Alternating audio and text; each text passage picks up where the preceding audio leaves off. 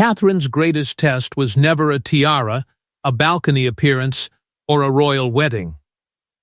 It was whether she could survive years of scrutiny without demanding reassurance from the woman at the very top. Elizabeth watched quietly. Catherine waited quietly. And somewhere inside that silence, something changed. When Catherine first entered royal life, there was no instant guarantee that she would become one of Elizabeth's most trusted figures.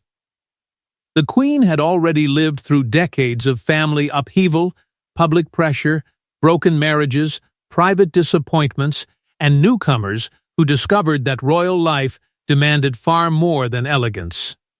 She knew how quickly excitement could turn into resentment. That made her cautious. Catherine was not simply welcomed and handed a place of permanent importance. She was observed, and Catherine seemed to understand that. She did not rush toward the center. She did not publicly demand greater status, larger jewels, or constant recognition.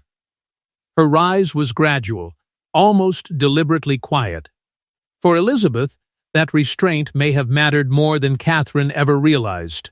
The Queen's jewels were not merely expensive objects.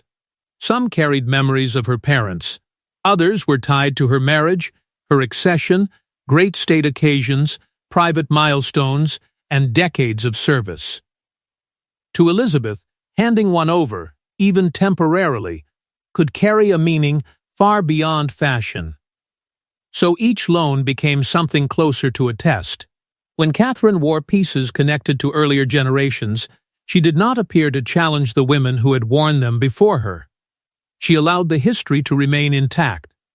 That distinction was critical. Inside royal life, there was always a danger that jewels could become trophies, signs of personal victory or proof of favoritism. Elizabeth, however, seemed to believe that the person wearing them should never become more important than what they represented.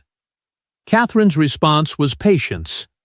The more significant the occasion became, the more carefully she appeared to carry the symbolism placed upon her. She could wear something extraordinary without behaving as though she had conquered it. She could return it to the royal collection without making possession the story. And slowly, the Queen's assessment allegedly began to change. Elizabeth was growing older. William's future was becoming clearer. Catherine was no longer simply the young woman who had married her grandson. She was becoming part of the monarchy's long horizon, someone who might one day stand beside a king after Elizabeth herself was gone. That possibility changed the stakes completely.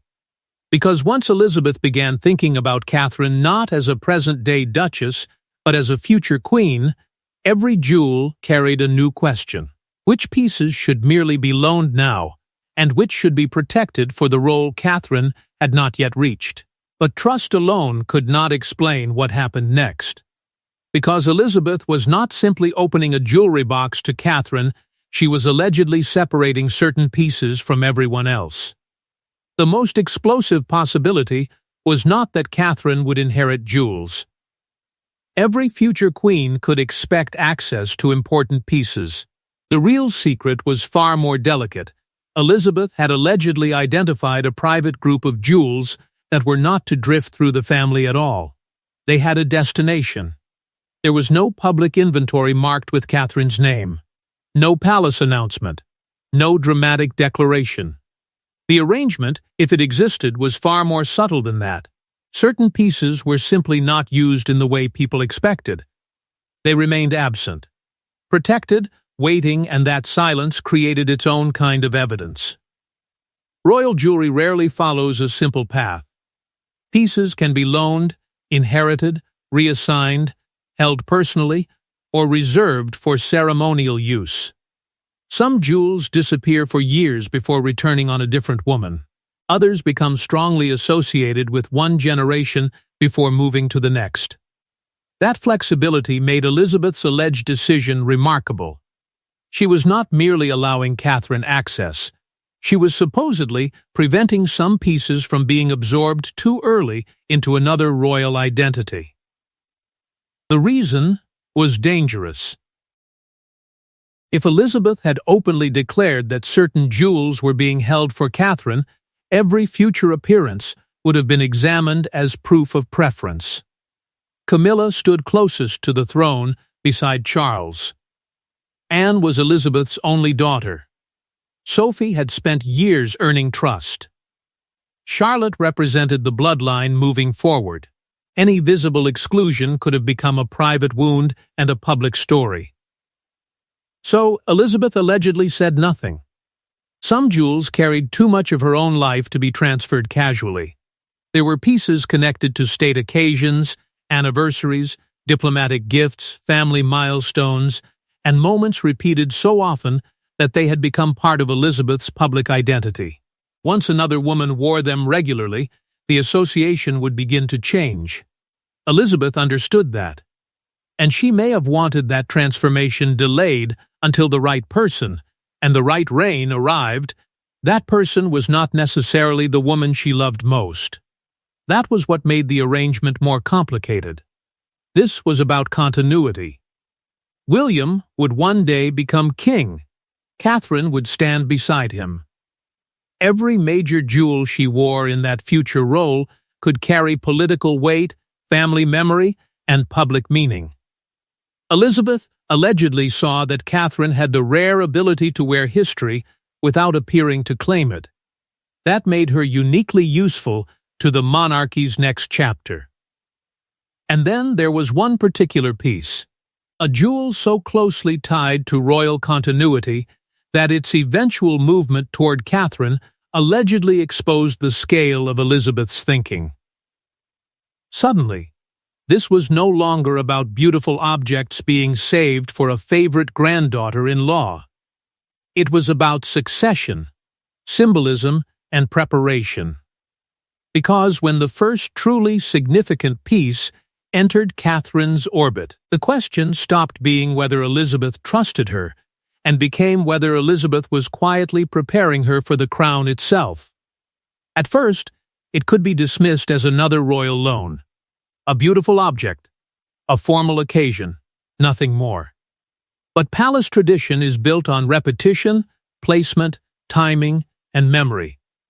When Catherine began receiving pieces connected deeply to Elizabeth's reign, the pattern became increasingly difficult to dismiss as coincidence. The change did not happen all at once. That was what made it so effective. Catherine's early access to royal jewelry could be explained away as ordinary protocol, the kind of quiet privilege expected for a woman marrying into the direct line of succession. But over time, the meaning shifted. The pieces became more significant, the connections ran deeper. What had once looked like simple borrowing began to resemble something far more deliberate.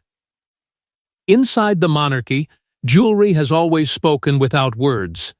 The same necklace, brooch, or pair of earrings can tell one story on one woman and an entirely different story on another.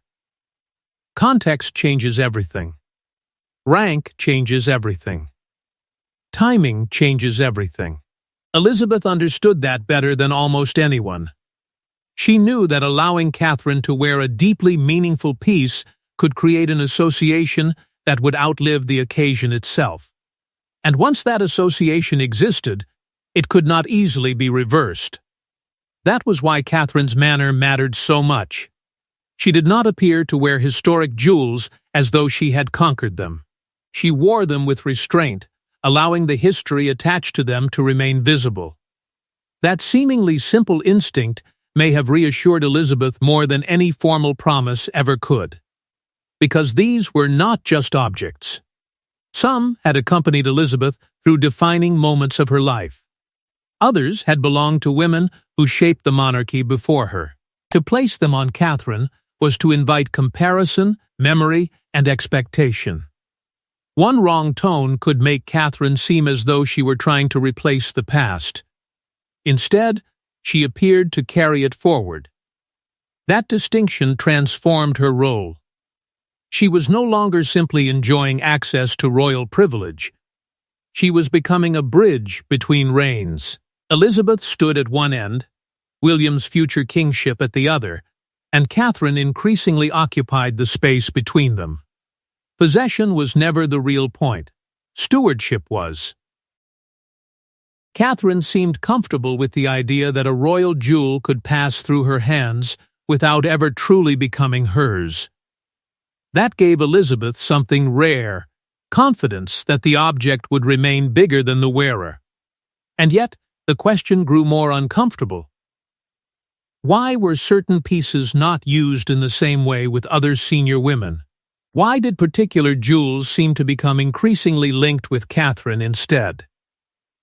The answer appeared to lie in one especially powerful category of royal pieces, jewels carrying not only wealth and ceremony, but the emotional memory of women whose stories were still shaping the family.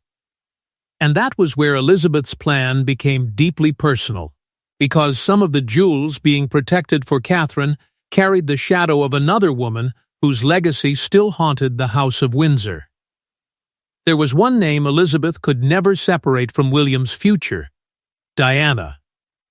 Her life had transformed the monarchy, her death had shaken it, and her memory remained attached to some of the most emotionally powerful jewels in royal history. Catherine was not chosen to replace Diana. That was precisely the point. Diana's legacy made Catherine's position unlike that of any other royal woman. William was not simply a future king. He was Diana's son, and everything surrounding his marriage carried echoes of a story the monarchy had never fully escaped. That meant jewelry connected to Diana could never be treated as ordinary inheritance. Every piece carried emotion, every appearance invited comparison, and every comparison risked dragging Catherine into a role she had never asked to play. Elizabeth allegedly understood that danger immediately. A Diana-linked jewel could inspire tenderness, but it could also trigger nostalgia, rivalry, and endless public judgment. If Catherine wore too much too soon, she might be accused of copying a woman who could never be replaced. If she avoided those pieces completely, another question would emerge: was Diana's memory being pushed aside? The balance was almost impossible. So the Queen's supposed strategy was patience. Rather than surround Catherine with Diana's symbolism, Elizabeth allegedly allowed those connections to develop gradually. A piece here, another much later. Enough to acknowledge the family bond, but never enough to turn Catherine into a living memorial. The timing mattered because Catherine first needed authority of her own. William's emotional stake made the issue even more delicate. A single jewel could connect his grandmother, his mother, his wife, and eventually his children in a way no palace statement ever could. That made these objects powerful, but also dangerous. They carried private grief inside public ceremony. Elizabeth may have believed Catherine needed protection from that weight, and Catherine's greatest advantage was that she never appeared determined to become Diana. She could honor the past without surrendering her own identity to it. That distinction allegedly strengthened Elizabeth's trust. The Queen could begin imagining older, more emotionally charged pieces returning through Catherine only when Catherine had become established enough to wear them as herself. There was another layer, too. Perhaps Elizabeth saw in the next generation a chance to soften wounds that had never fully healed in Diana's lifetime. Not erase them, not rewrite them, but carry certain memories forward without reopening every old battle. Yet that solution created a new problem. If some of the monarchy's most emotionally powerful jewels were being held back until Catherine had the authority to wear them, another woman would inevitably find herself standing between Elizabeth's legacy and Catherine's future. That question could no longer be avoided, because between Elizabeth's reign and Catherine's future stood another queen, and the jewels suddenly became part of a much more delicate balance of power. Camilla's position created the most dangerous contradiction in Elizabeth's alleged jewelry plan. She would stand beside Charles.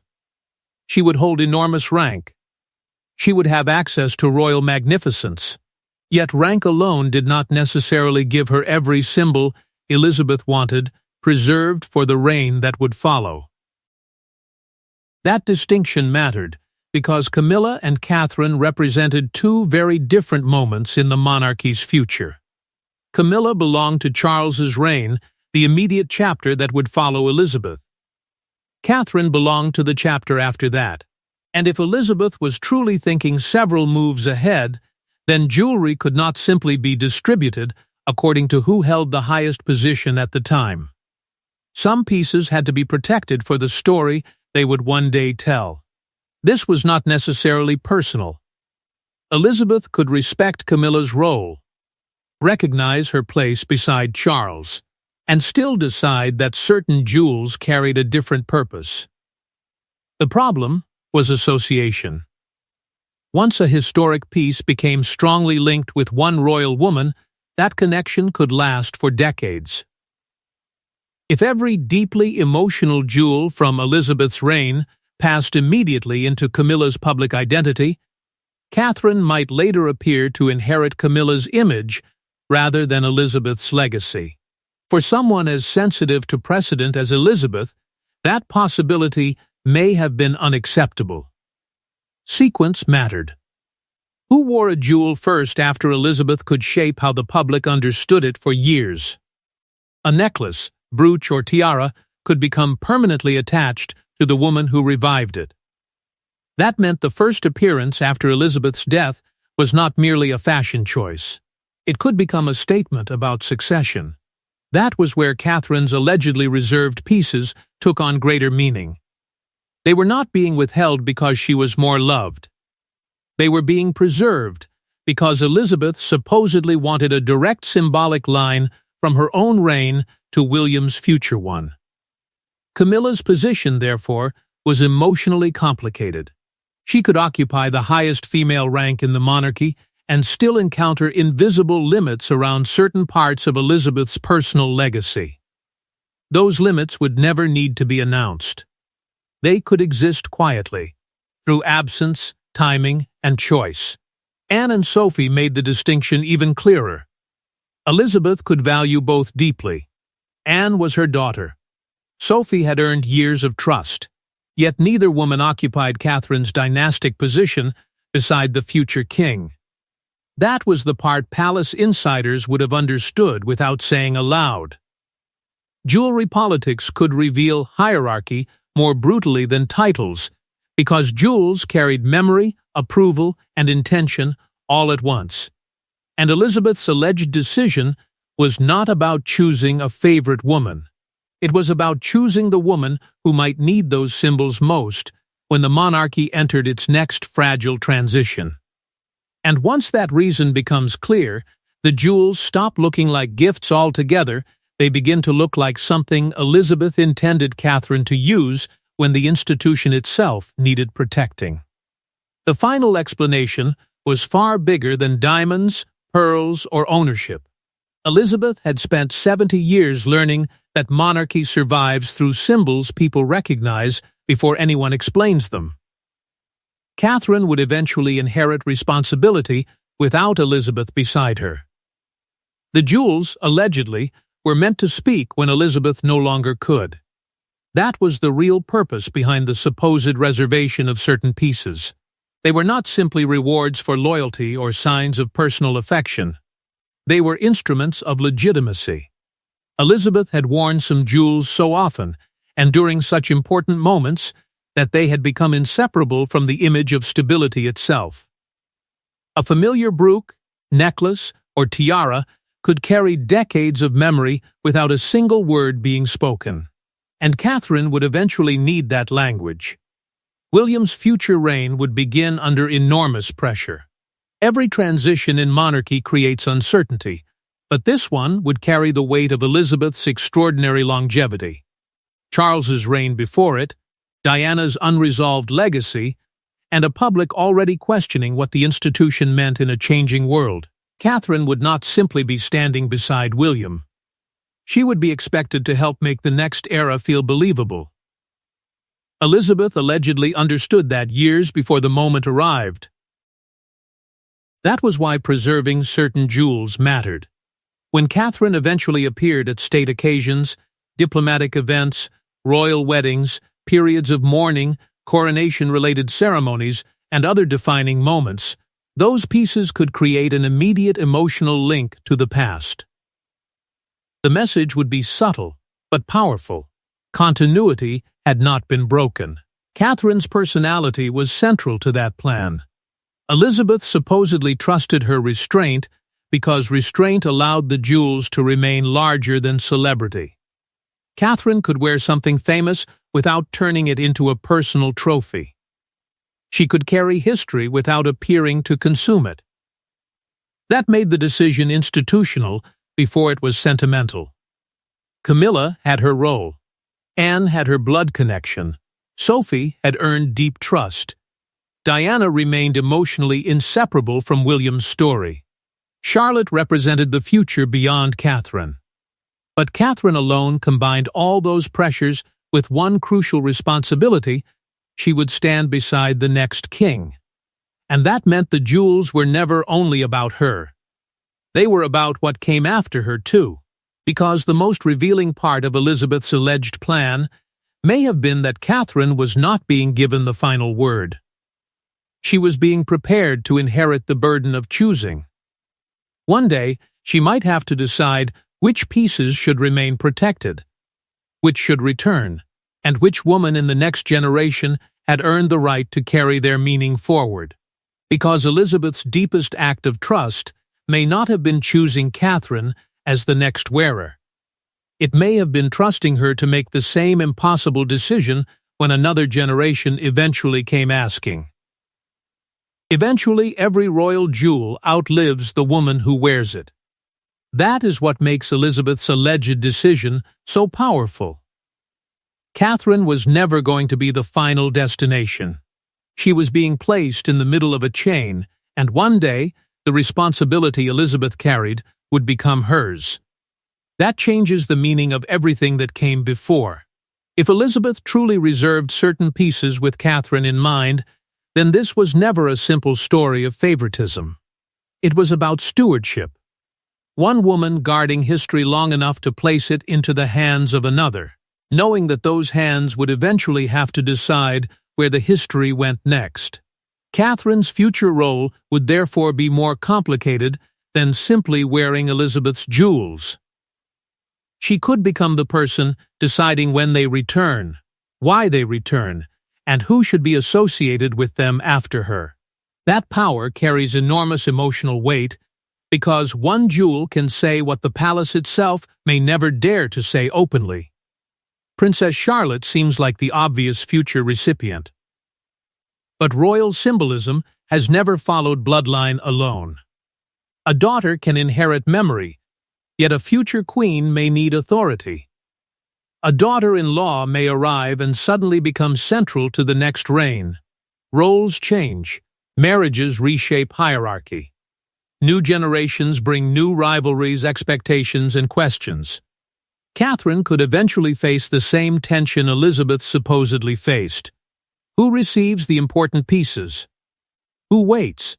Who is trusted? Who is protected from carrying too much history too soon? Those decisions can look elegant from the outside, but inside a family, they can cut deeply. Giving one woman an iconic jewel can signal approval. Withholding it can suggest distance. Bringing back a long-absent piece can look like reconciliation. Passing another over entirely can feel like exclusion. That is the burden hidden behind the diamonds. And that may explain why Elizabeth allegedly chose Catherine. Not because Catherine wanted the collection most, but because she seemed least likely to treat it as personal property. Her future appearances could reveal the plan slowly. No announcement would be required. One necklace returning after decades. A brook deeply associated with Elizabeth suddenly appearing on Catherine.